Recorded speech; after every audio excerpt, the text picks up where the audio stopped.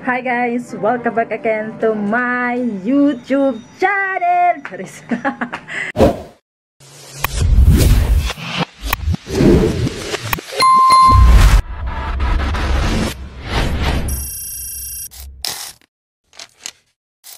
So for today vlog, haggard na ako guys. Oh. Kasi nga, today ay magbubukas na naman kami ng tindahan. Magbubukas tayo guys ng business. Para naman meron tayong pagkakakitaan.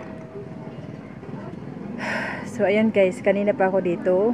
Linis ng linis. Grabe talaga, grabe. Ang alikabok, sobra. Talagang naipon. Naipon talaga guys yung ano niya. 7 months. Hoy, halika na dito. Tapos yung isa ko pang mga anak makulit. Grabe, sunod na sunod. Halika na, halika na. Alam nyo ba guys, yung feeling na may mga ginagamit ako tapos pagbalik ko wala na. Ano ba yun? Yung kailangan na kailangan muna tapos wala na naman. So anyway guys, may hinahanap ako yung ginamit kong scotch tape kasi kailangan ko na talaga masegregate ito lahat ng mga paninda.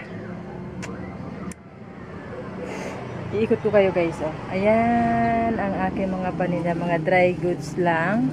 Pinapaubos ko na to actually kasi alam niyo naman, medyo hindi natin, unti-unti lang para hindi tayo gamuba, yung parang hindi tayo nagmamadali lagi kasi alam niyo naman guys, may anak tayo tapos hindi pa nga kasi nauoperahan kaya ayun, very stressed tayo pag nagkakasakit, sarado kasi walang magbabantay guys. Pero ayun,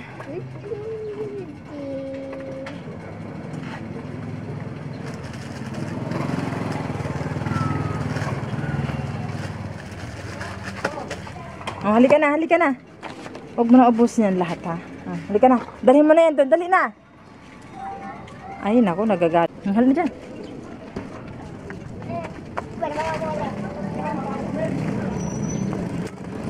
Mama? Open. Pin.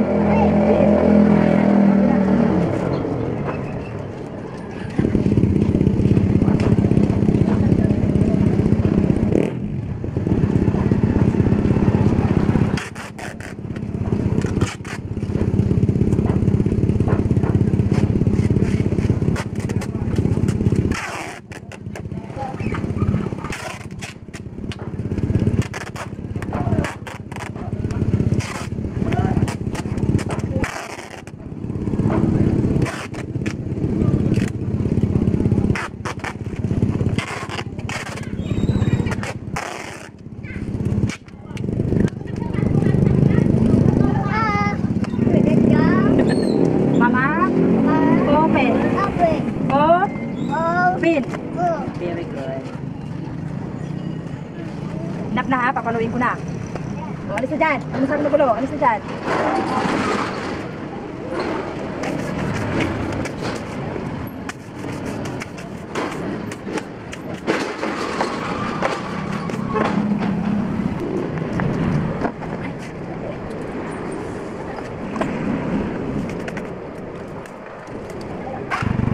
Tama na, ubusin mo ng palinda ko.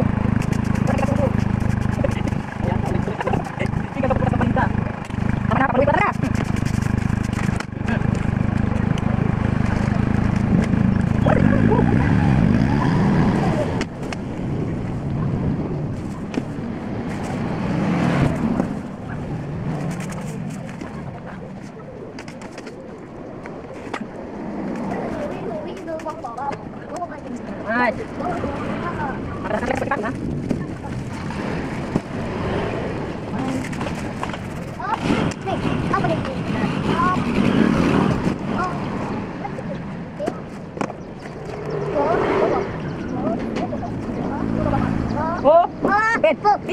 Open.